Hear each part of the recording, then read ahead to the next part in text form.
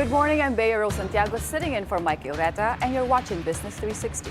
With markets taking a Christmas pause, we're focusing on the stories that continue to shape the economy. Let's dive right in. The DOF chief pushes agencies to focus on projects that deliver real returns. The IMF applauds Philippine banking reforms, what this means for global scrutiny. The DOE cancels 84 service contracts, raising questions on energy accountability. The Wall Street surges as Santa rally kicks off. Is the market too cheerful? An economic rebound is emerging for 2026, but the Finance Department is pumping the brakes. Finance Secretary Frederick Go says growth only works if discipline comes first. He calls on government agencies to reassess budgets and focus spending on projects with high economic returns. The warning comes as flood control corruption scandal continues to drag on recent growth. Investigative and legislative agencies are expected to maintain momentum to put the issue behind the economy. Revenue collections are seen improving toward year-end.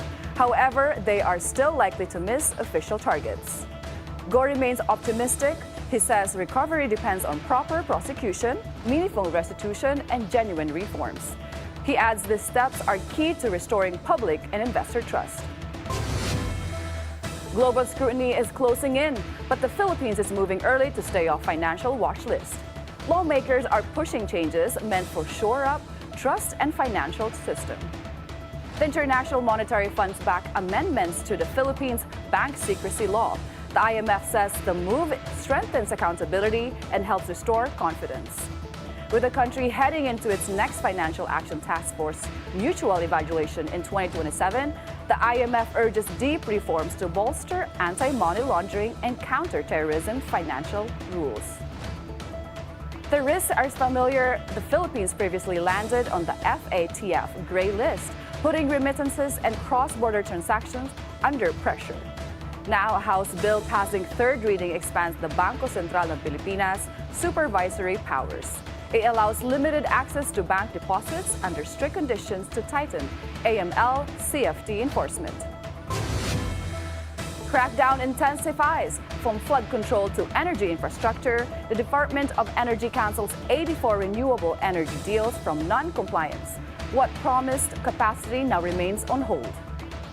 8 more service contracts are terminated, bringing to 2025 total to 84. That equals 5,372 megawatts of potential generating capacity offline. Violations range from failing to work programs to skipping green energy auction rules and ignoring DOE technical standards. Energy Secretary Sharon Garin says speed must come with accountability. Service contracts are performance commitments. She stresses not placeholders. The Bangko Sentral ng Pilipinas is moving to speed up digital payments. All retail payment systems must now adopt the ISO 20022 standard to make transactions faster, more secure, and more efficient. InstaPay and PesoNet have started migrating to the new standard. The central bank provides a 2-year phase period for full implementation. Digital payments now account for 57.4% of all retail transactions. This marks growth from previous years and signals a continuing shift toward cashless transactions. The Philippine Stock Exchange pulls back the wrath on 2 companies. Bele's Abra Mining and Industrial Corporation and Next Genesis Corporation are sanctioned for failing to report foreign ownership and the number of shareholders. The Securities and Exchange Commission files a case against Abra Mining and 6 officials. The company sold unregistered shares to the public between 2015 and 2019, far exceeding its authorized 72.9 million tradable shares. Next Genesis, formerly Asia Trust Development Bank, has had no operations since 2015. It has been trying to attract new investors while remaining under SEC scrutiny. Let's take a look at how global financial markets perform overnight. U.S. stocks close higher with all 3 major indices logging a 5th straight day of gains as Dow Jones Industrial Average and the S&P 500 finished at record highs in a broad rally during a holiday shortened session. Market climbs in recent days supported by a rebound in artificial intelligence-related stocks after last week's sell-off, which stems from concerns over stretched valuations and heavy capital spending weighing on profits. The Santa Claus rally, something that everyone loves to talk about because it's fun and statistics really bring in interesting numbers and how people think. So when you go back to 1952, you see the last trading days of the year, on average, about a 7.71% rise, 71% of the time. Interesting. But if you look the last 25 years, that's a lot lower, 0.15%, 60% of the time. So what does it tell you about the year end? Well, there's one thing that I know that happens year end that maybe is a little against the Santa Claus rally. There's a lot of tax loss harvesting taken. This year it's muted because we've in a 3-year bull run, hard to find losses, but to the extent that they're there, people are trying their darndest, as we are, to take them. The Dow Jones Industrial Average gains 0.6%, the S&P 500 rises 0.3%, and the Nasdaq adds 0.2%. We're taking a quick break.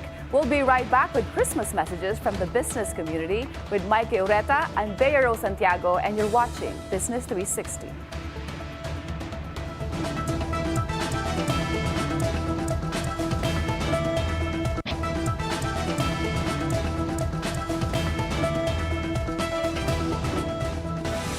Christmas comes at a time when Filipino businesses are being tested by slower growth, tighter money, and a year of tough headlines.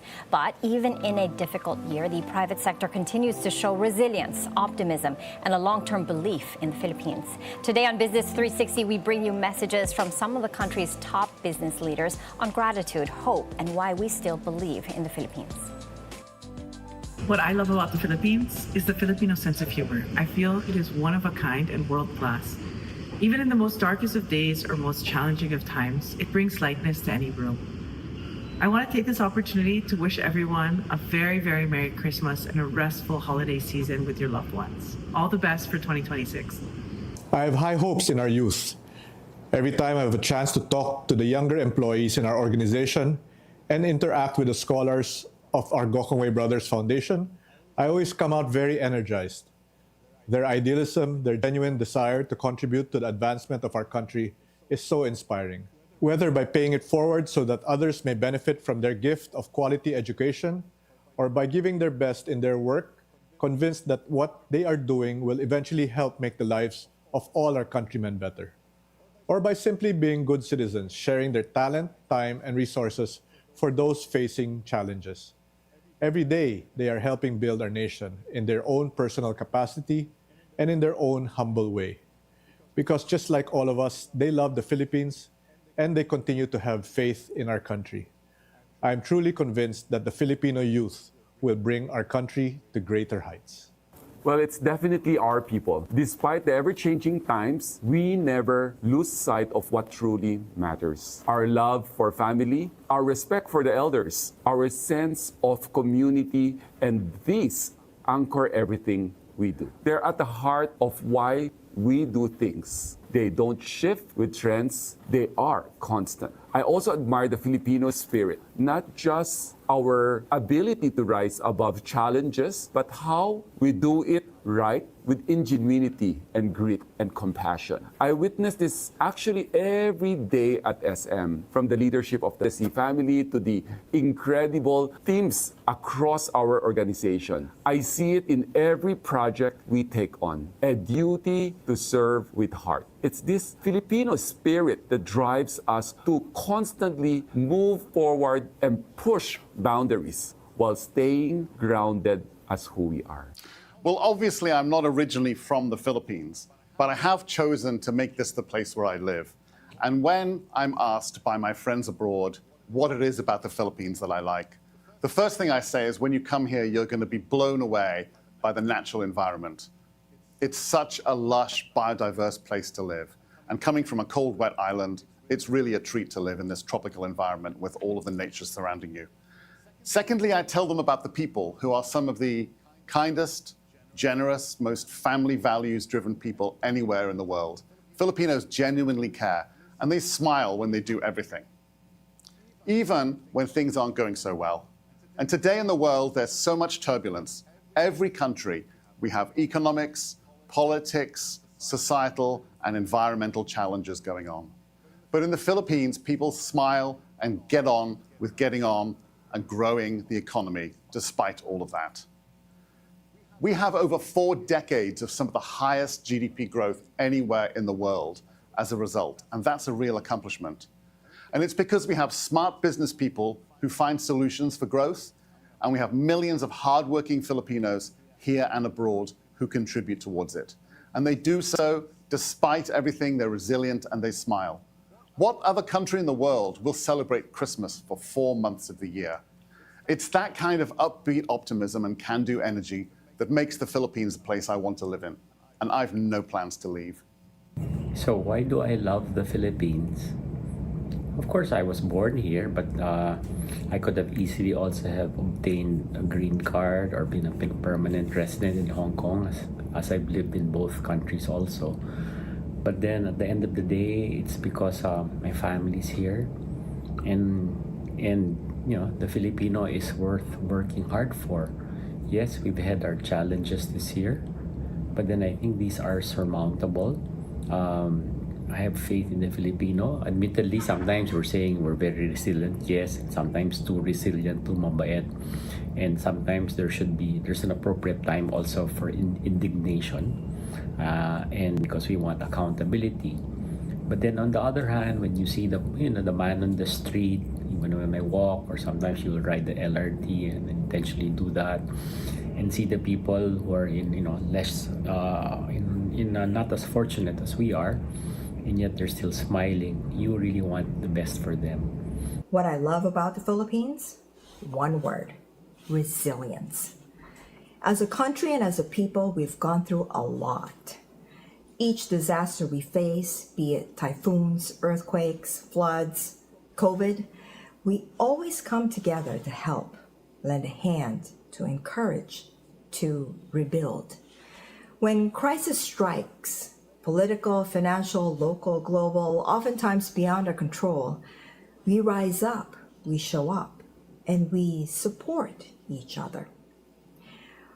Where do we get our courage? Where do we draw our strength? How do we combat our fears?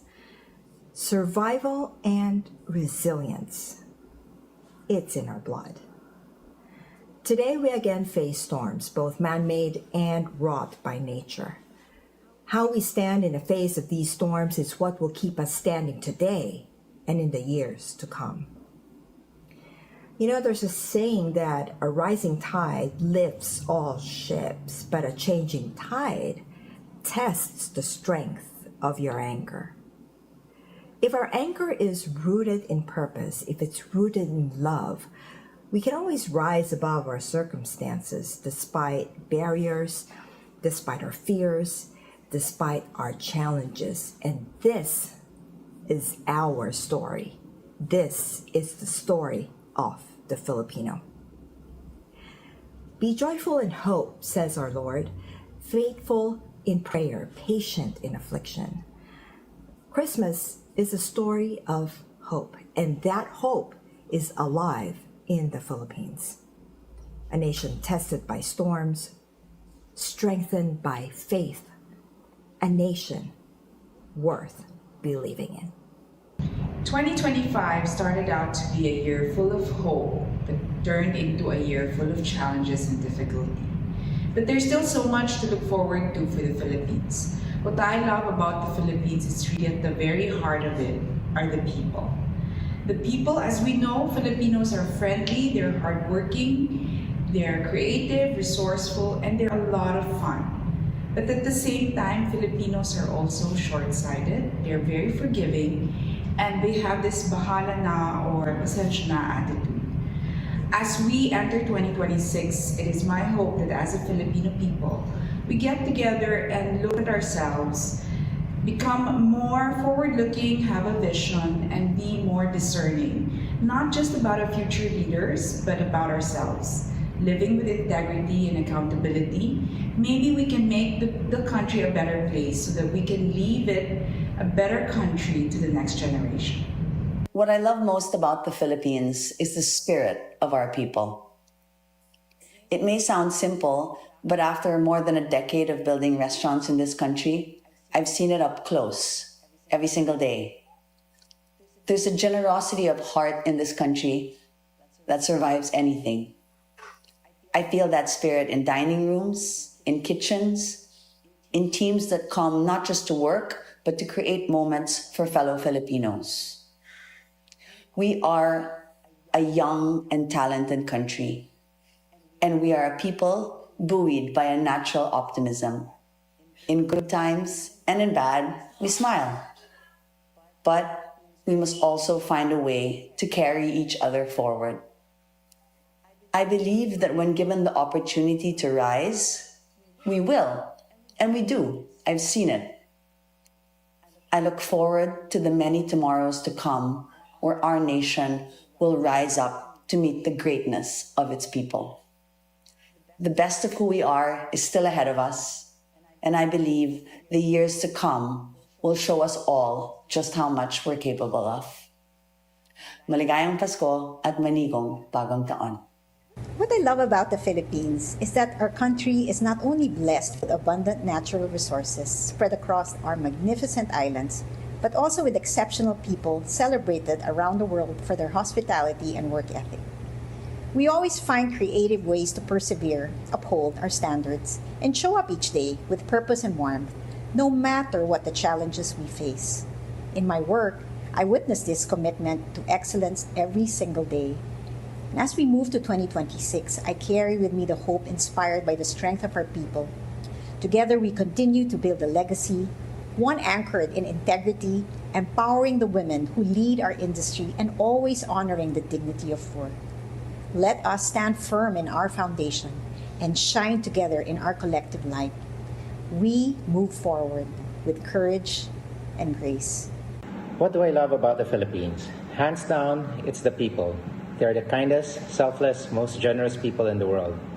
I personally had the experience of their kindness when I was rescued by a group of Filipinos when we crashed in the top of Mount Macolot. A group of Filipinos of all ages ran up the mountain in the middle of a rainstorm to help us. We were complete strangers, but they risked their lives to help us down. Up to this day, I am forever grateful and blessed to live in this beautiful country surrounded by these beautiful Filipinos. I'm forever grateful. Thank you. Hi. What I love most about the Philippines is our empathy for people and situations that we are not directly involved with. And this is something we can be proud of throughout our history. If you look at right before World War II, when many Western countries didn't allow Jews to have refuge, Quezon did.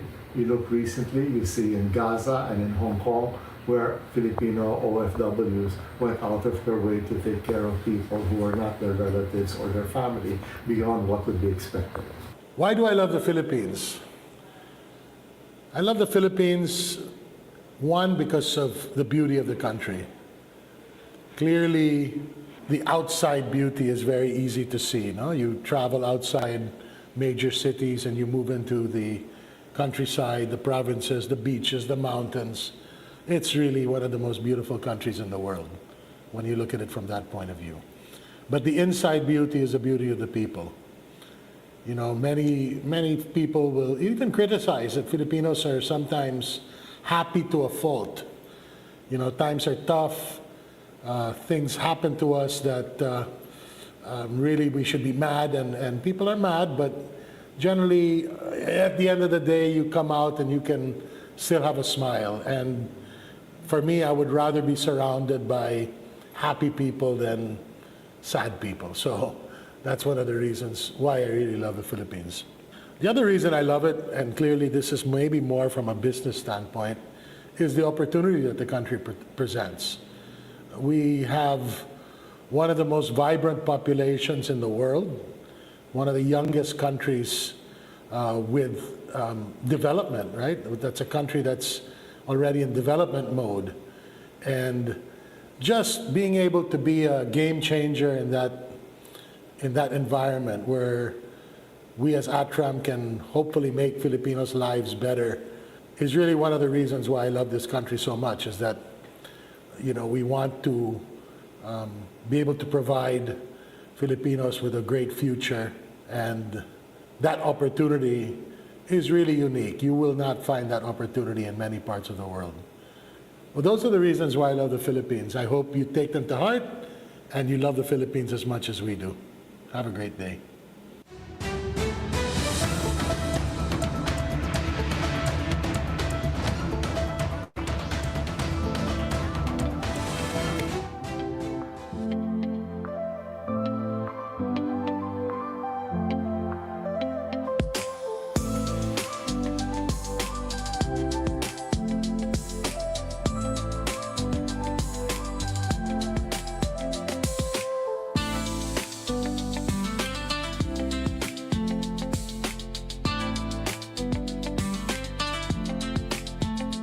All of us here at Business 360, thank you for staying with us through a challenging but important year. May this Christmas be a time to pause, reset, recharge, and look ahead with courage and clarity.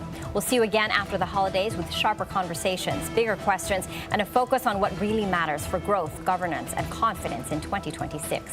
I'm Mikey Oreta. Maligayang Pasko and all the very best this 2026.